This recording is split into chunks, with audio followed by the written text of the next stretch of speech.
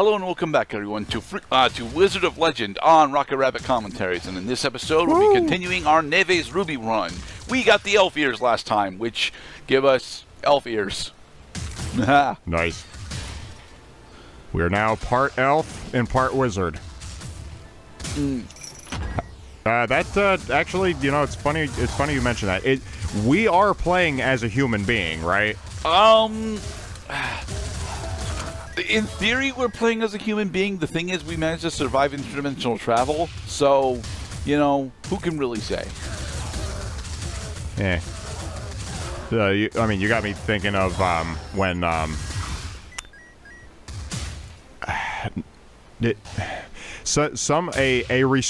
respected member of the community in the fields of like aeronautics and space and traveling through the atmosphere or through outer space commented on Top Gun Maverick, specifically one of the opening scenes of the movie when Maverick goes Mach 10, and he says, "Is it Neil deGrasse Tyson?" Yeah, I'm not entirely sure if this is the quote that you're attempting to reference, but I assume it is. Right. So Neil deGrasse Tyson said, "There's no way that Maverick could have physically survived going Mach 10 and then having his vehicle blow up in flight. His body would have turned into mush." And you know what? That's fine, because you know what? Air tanks on boating vessels like the one that Quint had at the end of Jaws do not explode when you fire a gun at them, but it's a movie. And as long as the audience swallowed it, which we did, then give a man a glass of water, and he's ready to go pilot another day. Well, you see, the thing about the Jaws anecdote is the bullet was actually engulfed in so much rage fire that it caused the container itself to detonate. No. It's because It wasn't the conditions of the bullet. They were specifically speaking to how well pressurized the air canister was. Okay.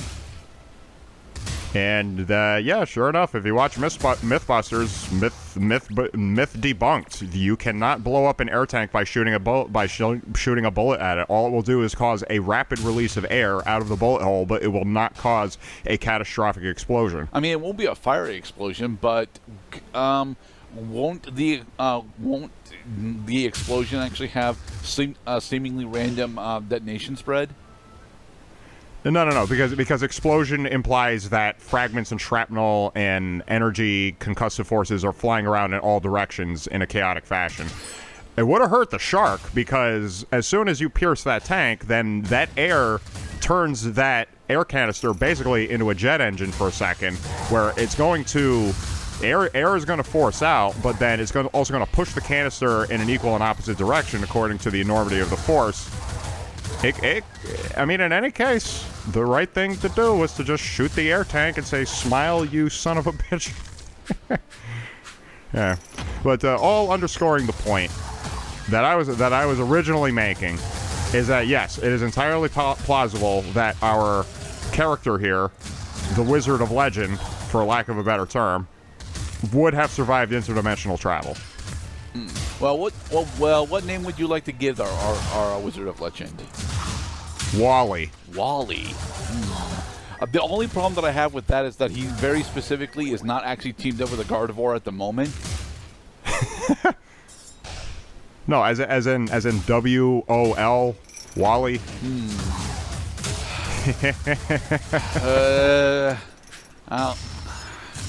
I don't know, man. Okay, how about Wallace?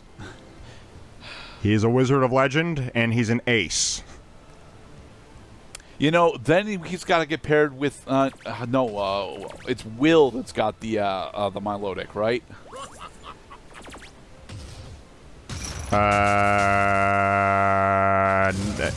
Wasn't Will one of the members of the Elite Four in Pokemon Gold, Silver, Crystal? Right. So, yeah, it's Wallace that has the Milotic then. Okay. Yeah. A very sexy battle, if any I've ever seen in Pokemon. Ouch. All right, we have successfully bested the Fleet Lancer, and we've gotten the Laze Drum again. The retaliating aura relics are honestly interesting, but I don't really like them because you have to take damage in order to trigger them. And although they actually are very effective at what they do isn't usually enough to justify, running them because you have to take damage in order to trigger them. So. Laze Drum, I believe specifically, is an electric burst that attempts to cause either stun or knockback on everything that it hits. So in Wizard of Legend 2, did they increase the number of Arcana you have access to? Did they From what I decrease have the number seen, of Arcana? And I have not seen that much of Wizard of Legend 2 because I'm just that fucking bad at it. But from what I have seen, they have actually dramatically decreased the number of Arcana that you have access to. And in exchange, every Arcana has got like somewhere between 2 and 3 different mutations that it can undergo during your run. And these mutations are usually really cool to play with, certainly. But the drastically decreased number of Arcana is an issue that I have with the game. But again, I haven't actually seen all that much of it because I'm just that bad with it. I can get through the first area of Wizard of Legend 1 mostly okay, but I can't even really start the second area. The environmental traps just activate too fast for me. Well, it sounds to me that this game was a good test bed so that players could give feedback as to which Arcana they like better. So the not so favored Arcana would hit the scrap floor, and the better ones would enjoy the nuance of having a unique game experience inside an already unique game experience because the dungeons are randomly generated every time you play the game. But there are some specific Arcana in this game that I would have loved to see ported over, even if they aren't actually all that good in either of them. Specifically, the Chess Knights. I would have loved to see Chess Knights make it into Wizard of Legend 2, but I don't think that they did, specifically because, well, I haven't actually seen them myself. Chess Knights is an Arcana that I'm probably not going to show off, despite how much I like it. Mostly because even though I like it a hell of a lot, I don't think it's actually not all that good of an Arcana to try and run and actually finish a run with. As annotation is attempting to mention here, the reason why we're running Exploding Fireball as our signature is because when you have a full signature charge, Exploding Fireball can just delete a bunch of enemies immediately with its high damage fast casting. Well, of course, how could we determine how effective our attacks are unless we have enemies that we can kill them with? Right. That too is a serious consideration in how many Arcana do we put in Wizard of Legend 2 is what are we doing to the enemy bestiary? And the bestiary has actually been greatly expanded, to be perfectly honest. And I do like the expanded bestiary because it specifically makes a good portion of the maps that you end up going through feel a lot different on the gameplay side than they were in Wizard of Legend 1. Even though we're actually we are exploring many more different thematic elements in Wizard of Legend 2 than in Wizard of Legend 1, to be perfectly honest, because Wizard of Legend 1 is more or less focused around these rather sterile elemental environments, whereas Wizard of Legend 2 is more focused on what is effectively a somewhat living world for its primary setting. So, again, speaking to what constitutes a game experience that does not get stale very quickly, yeah, I think coupling a wider bestiary with a lower variety of Arcana actually was a good move. So that way, the player enjoys two benefits. Well, the first benefit is that they don't have to try as many different arcana to see which ones they like more than the other ones. And the other benefit is you have a greater chance of creating a unique battle situation if the enemies are more varied and they react differently to your attacks. The thing is, they don't actually react all that differently to your attacks, though. At least as far as I've seen. I've not actually noticed any significant counter enemies in Wizard of Legend 2 yet. Is that a Kitsune mask? I believe that's the covert mask, actually, and I forget if that's a status ailment or a critical hit bonus. I would think critical hit bonus because foxes are lucky. All right, and now we have to deal with Shuu at level 2. Mwaha. Win, Sovereign Shuu. I am bigger than you. I follow basic enemy design tropes. The enemy is always bigger than the player character. 1, 2, 3. I screwed up my chance to actually deal significant damage to him there. And now we can go.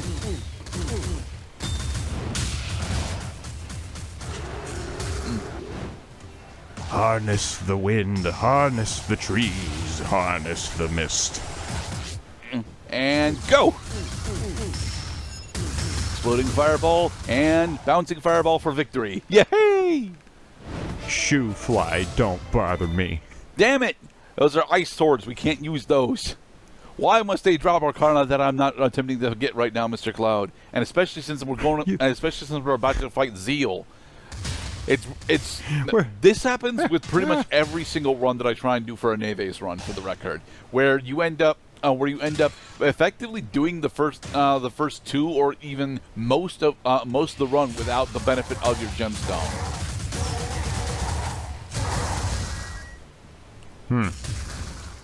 Well, you're really putting yourself at the mercy of the game because you have no guarantee whatsoever you're going to get the Arcana you're looking for. Right.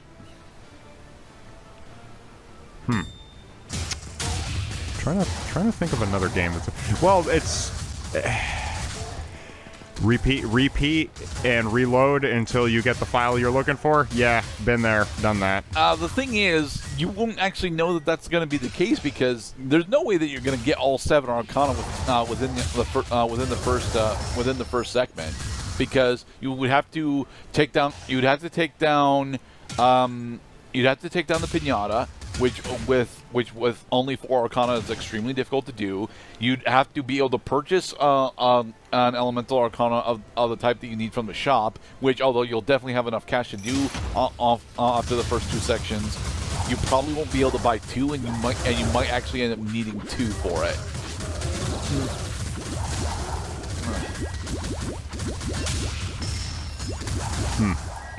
So, I don't know, man. Reloading for a good Neve's run is definitely something that you could try, but I wouldn't actually be willing to actually sit that long for it, to be perfectly honest.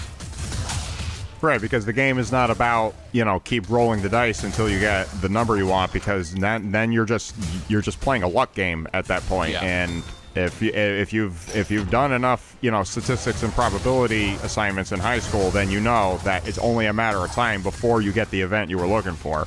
But that's it, is how much time are you willing to spend just looking for that one event? Especially when you're still going to need to have the mechanical skill in order to execute on that event anyway. So it's almost always better to actually attempt the runs that you're going for that you don't think are going to run, simply to get the mechanical skills with practice. So the relic that we just got is the Berserker's Axe, and the Berserker's Axe can give you up to a 12% bonus depending on how low your HP is.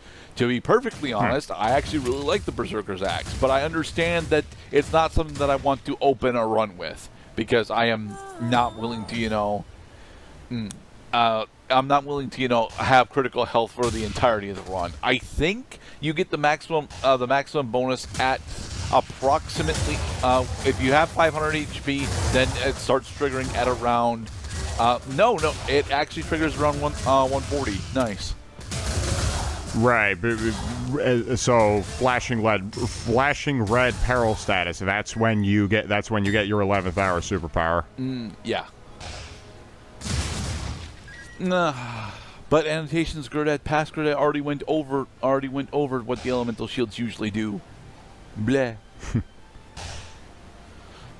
Me and my shield friend, we're going on an adventure.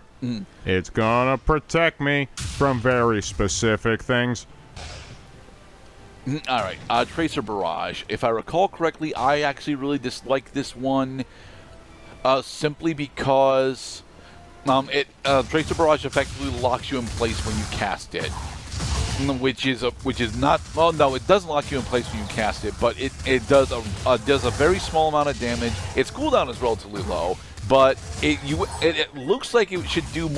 It looks like it should interact more with the environment and enemies than it actually does. It honestly feels like a crossbreed between a fire elemental arcana and a lightning one. Because of its emphasis specifically on a multi-hit, as well as the fact that it has decent knockback on it.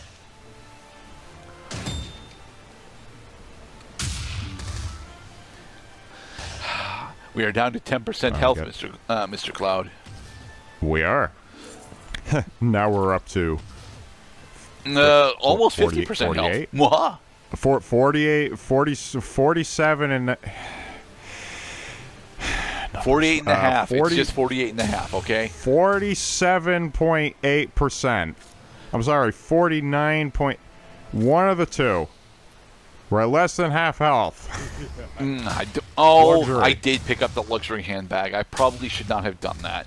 The luxury handbag increases your damage increases the damage of each of your enhanced arcana. The problem is I only have 3 enhanced arcana right now, and although one of them is extremely good, the exploding fireball, the other 2 really aren't. It's my dash and my blazing onslaught.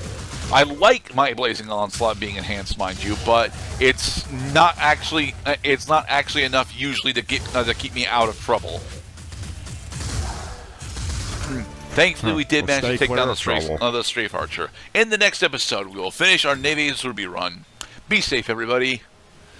Token of triumph. To spend your currency wisely, because bad purchasing decisions are a no-no. Indeed.